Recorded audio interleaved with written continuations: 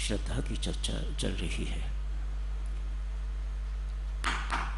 सत्य को धारण करने की जो प्रीति,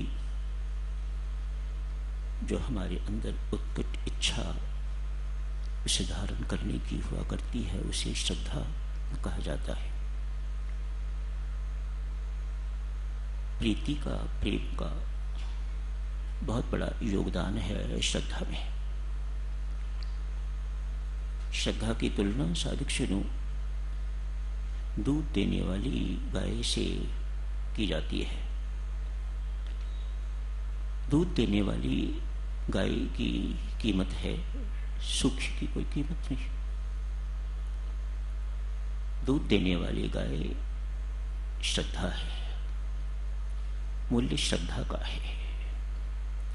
जितना अधिक दूध देने वाली उतना अधिक मूल्य, जितनी अधिक श्रद्धा उतनी अधिक प्रीति, उतना अधिक भगवत भक्ति में लाभ। वैसे ही साधक उदात्त होता जाता है,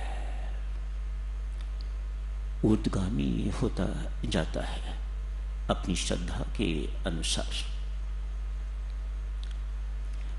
सरसों पक जाती है, उसमें से ढेर सारा तेल निकलता है,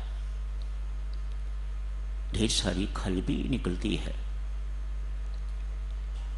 कच्ची सरसों ना उसमें तेल ही इतना निकलता है, ना उसमें खल ही उतनी निकलती है जितनी श्रद्धालु है पकी हुई सरसों में। कुछ उदाहरणों से साधक सुनो श्रद्धा के बारे में थोड़ा और जानने की कोशिश करते हैं। आज एक राजा किसी विशेष काम से अपने मंत्री को उसने बुलावा भेजा है। मंत्री महोदय जल्दी आई, मुझे जरूरी काम है। मंत्री तक संदेश भी नहीं पहुंचाया जा सका। क्यों? मंत्री उस वक्त परमात्मा की उपासना के लिए बैठे हुए हैं।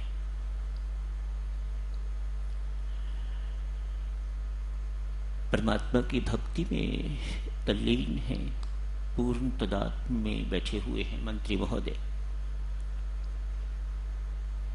राजा को संदेश मिला, पूजा में बैठे हुए हैं, अतएव उन तक मैसेज नहीं पहुंचाया जा सकता। राजा लोग बहुत बड़े लोग होते हैं, अभिमान को थोड़ी सी ठेस पहुंची और तिल मिला के तो स्वयं चले गए मंत्री महोदय के पास। मंत्री महोदय ने तब भी राजा की उपेक्षा करके तो भजन पाठ करना छोड़ा नहीं। परमात्मा की भक्ति में वे इस वक्त उपासना कर रहे हैं। उपासना का अर्थ है परमात्मा के बिल्कुल निकट बैठे हुए हैं, परमात्मा की गोद में बैठे हुए हैं, परमात्मा के श्री चरणों में बैठे हुए हैं। जिसे परमात्मा की सन्निकटता प्राप्त है, जिसे उसका सानिध्य प्राप्त है, वह इन राजाधिराजों की क्या परवाह करता है? होंगे अपने घर होंगे। मैं इस वक्त राजाधिराज महाराज के पास, महाराजाओं के महाराज के श्री चरणों में बैठा हुआ हूं, ऐसा उस मंत्री का विश्वास है, ऐसी उस मंत्री महोदय की श्रद्धा है। थोड़े समय के बाद मंत्री महोदय उठते हैं, राजा से राम राम होती है। राजा ने क्रुद्ध भरे शब्दों में पूछा, आखिर ऐसी क्या बात थी जो आप मेरी उपेक्षा करके भी इस काम के लिए बैठे रहे? क्या है ये? क्या कर रहे थे आप? मंत्री महोदय ने कहा, राजन, मैं राम नाम का उपासक हूं, मंत्र की उपासना करता हूं। जिस वक्त मैं उपासना करता हूं उस वक्त मैं परमात्मा के बिल्कुल सानिध्य में बैठा हुआ होता हूं। उस वक्त मुझे किसी की परवाह नहीं होती, मुझे किसी का बोध ही नहीं होता, मुझे किसी की चिंता नहीं होती। उस वक्त मेरे मन में एक ही अभिलाषा हुआ करती है किसी भी प्रकार से मेरी जो चरणों पर या नाम में तन्मयता है उसमें अंतर न आए, उसमें किसी प्रकार का कोई विकार न आए। मैं तन्मयता से परमात्मा की आराधना कर रहा था। ओ तो मुझे भी सीखनी चाहिए। मंत्री ने तत्काल कहा, राजन बेशक आप सीख रहे हैं, लेकिन आपको वैसा लाभ नहीं हो सकता। क्यों? मुझे ऐसा लाभ क्यों नहीं हो सकता? मंत्री महोदय ने तत्काल कहा, राजन आप में ना ही विश्वास है ना ही श्रद्धा है। ये माजरा तो सारा विश्वास और श्रद्धा का है।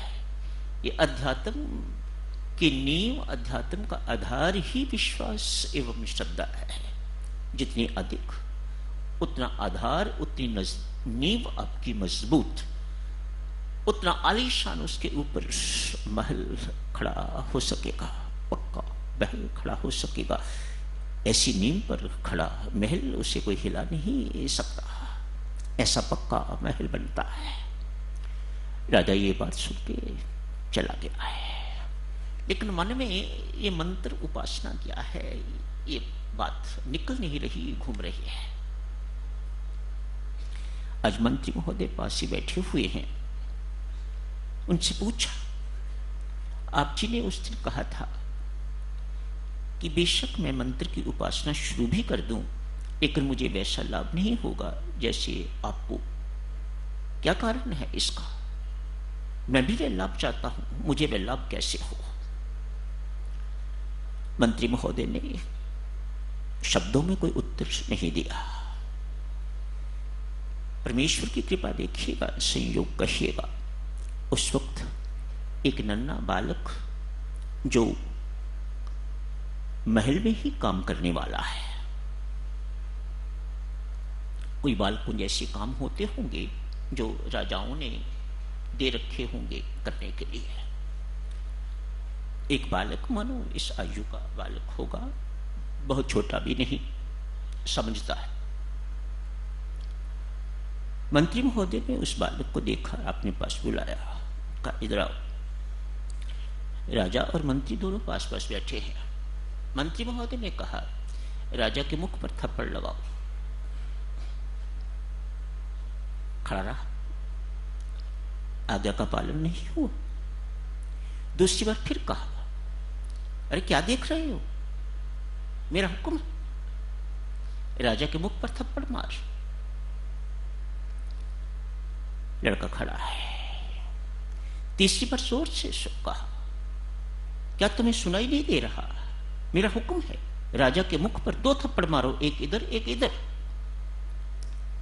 तीनों बार आज्ञा का उल्लंघन हुआ, आज्ञा नहीं मानी गई। राजा को यह बात अपमान करने वाली लगी। मेरा मंत्री ने अपमान किया है, एक छोटे से बालक से मेरे मुख पर थप्पड़ मरवाना चाहता है। अतएव क्रुद्ध भरे शब्दों में कहा उसी बालक को, मंत्री के मुख पर 2-3 थप्पड़ मार। उसने झट से 2-3 थप्पड़ मंत्री के मुख पर मार दिए। मंत्री ने थप्पड़ खाने के बाद राजा के से कहा, राजन आपके हुक्म में और मेरे हुक्म में कोई अंतर नहीं। मेरा हुक्म था थप्पड़ मारने के लिए, आपका हुक्म भी था थप्पड़ मारने के लिए, लेकिन उस व्यक्ति के, उस बच्चे के प्रतिक्रिया में अंतर है, उसके रिएक्शन में अंतर है। उसने आपको अधिकारी माना है, मुझे अनधिकारी माना है। जो चीज मैं आपके लिए कह रहा हूं वह श्रद्धा और विश्वास व्यक्ति को अधिकारी बना देती है परमात्मा की कृपा का, परमात्मा के प्यार का, परमात्मा की भक्ति का। वह आनंद की अधिकारी बना देती है जो आप में नहीं है। श्रद्धा और विश्वास आज के प्रसंग में आपने पढ़ा। प्रश्न भी यही था, कर्म बड़ा है या श्रद्धा? तो स्वामी जी महाराज ने उत्तर दिया है, श्रद्धा ही बड़ी है, श्रद्धा को ही बड़ा मानना चाहिए।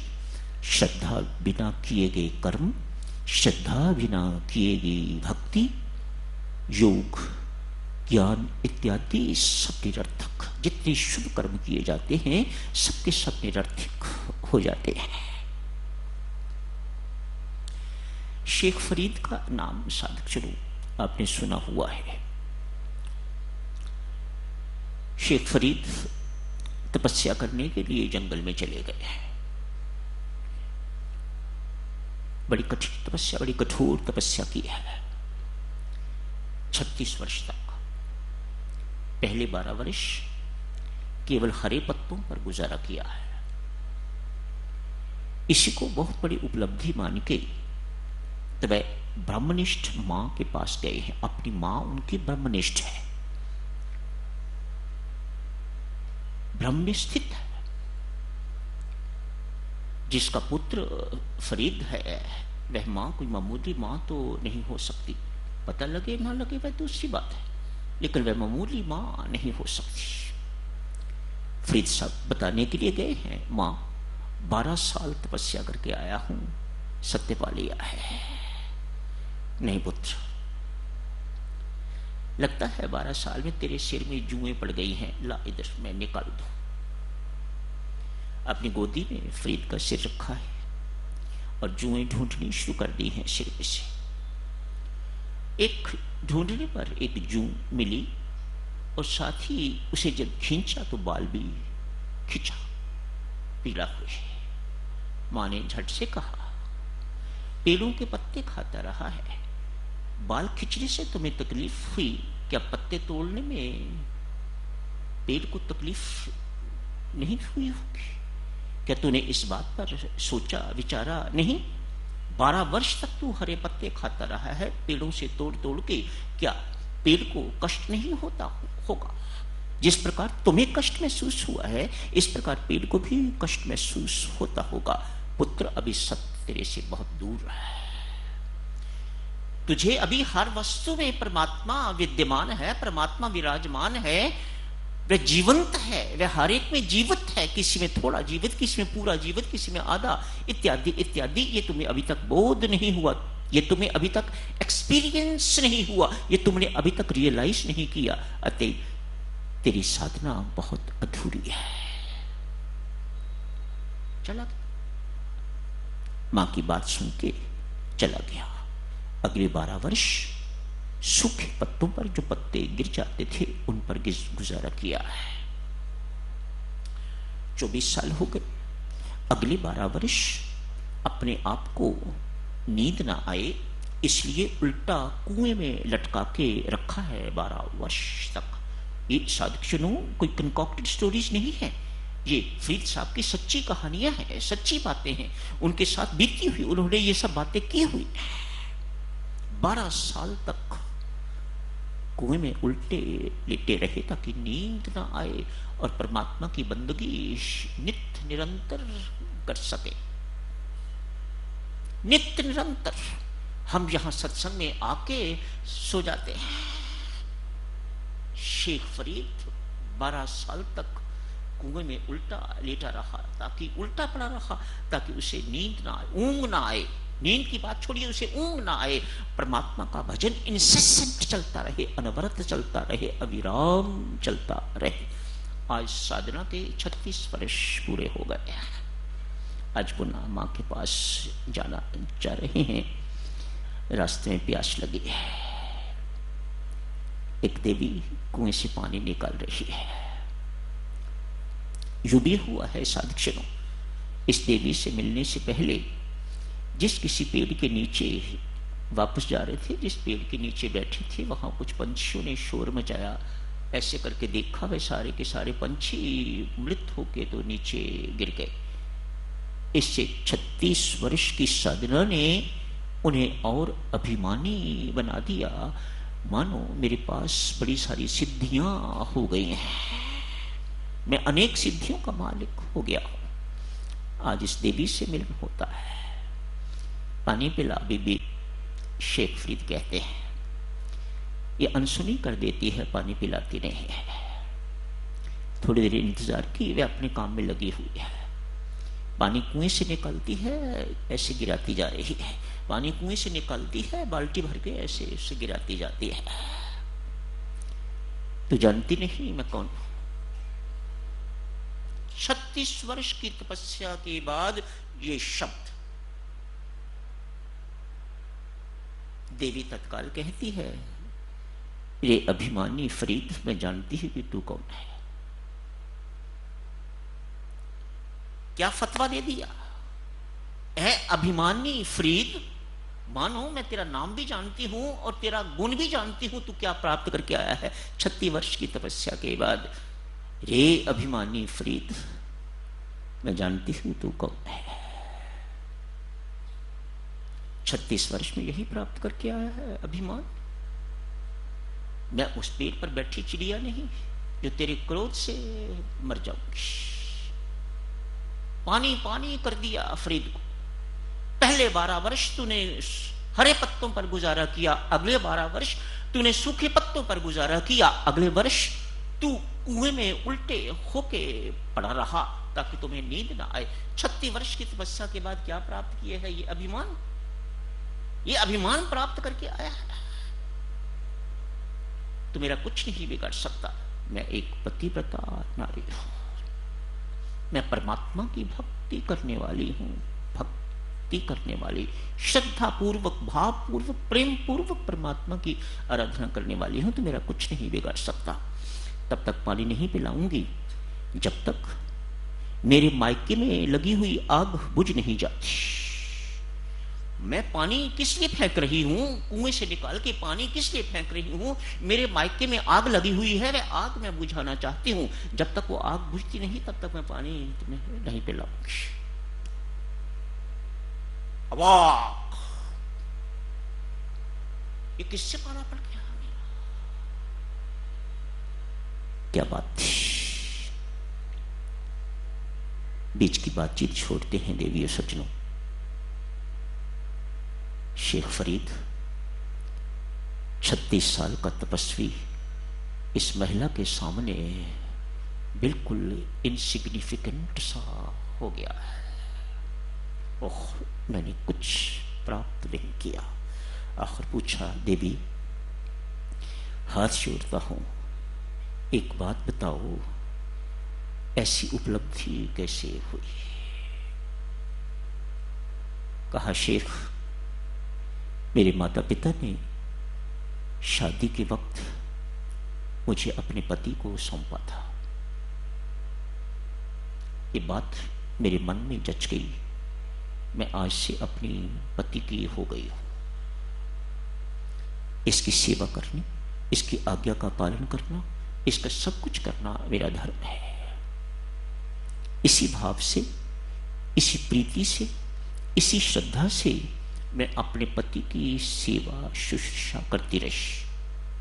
थोड़ी ही देर के बाद मेरे अंदर इस प्रकार का भाव आ गया, मेरा पति ही मेरा राम है। मुझे अपने पति में पति नहीं राम दिखने लग गया। उसके बाद थोड़ी देर तक मैंने अपने पति की सेवा की। उसके बाद जितनी भी सेवा की, मैंने राम की सेवा की, मैंने परमात्मा की सेवा की। एक दिन मेरे पति को बुखार था, बहुत तेज। अंधकार होने वाला था, रात्रि का आगमन होने वाला था। मेरे पति ने मेरे से पानी का गिलास मांगा। हाँफ रहा था। बुखार की गर्मी के कारण बहुत प्यास लगी हुई थी। पानी का गिलास, मैं पानी का गिलास लेने के लिए गई, इतना थका हुआ था कि उसकी आंख लग गई। आंख कब खुली? सुबह। मैं पानी का गिलास लिए खड़ी रही वहां पर। पति की आंख खुली, मुख से फिर निकला पानी। मैंने पानी का गिलास आगे किया। पति ने इतना ही पूछा, देवी क्या सारी रात तू इसी प्रकार खड़ी रही? हाँ।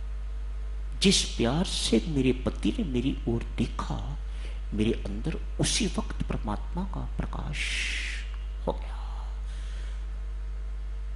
36 वर्ष की साधना, श्रद्धा भाव प्रेमहीन शून्य, एक रात्रि की भावपूर्ण उपासना पर्याप्त।